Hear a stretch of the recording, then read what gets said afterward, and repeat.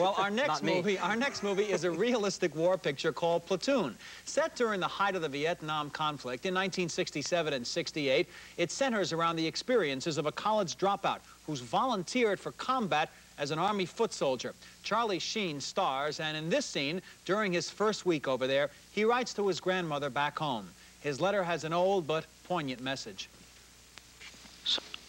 Later, near the Cambodian border, Sheen and his platoon find one of their buddies murdered by the enemy. So they trek to a nearby village where they suspect the enemy has been hiding munitions and finding sanctuary. And the platoon's top sergeant, who wants answers from the villagers, is willing to kill to get them. Captain says to torch this place, you hear that? Torch this place!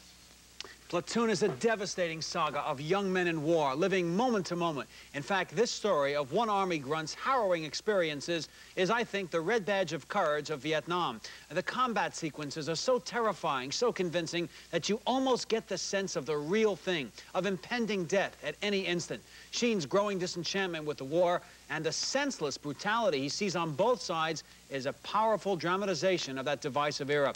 Platoon is a nightmare, but one of the most haunting films of the year. Jeffrey, I agree with you. This was a sensational film, and I was frankly surprised at how much I liked it, because it's written and directed by Oliver Stone, who earlier this year had done a film, Salvador, a film which I didn't care for at all, though I know you liked it much better.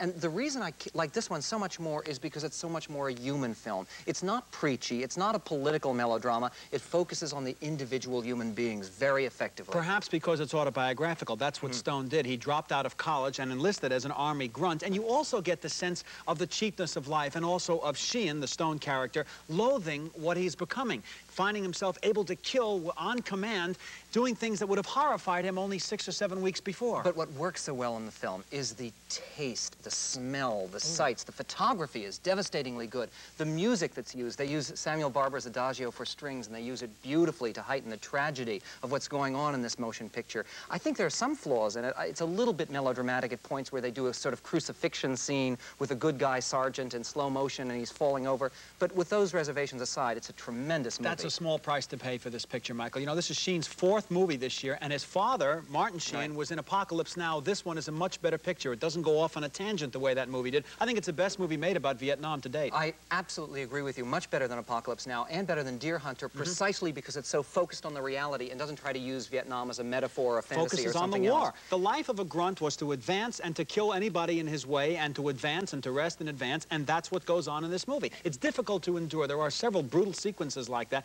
and a lot of wonderfully filmed combat sequences, but I will never look at another war picture again in quite the same way.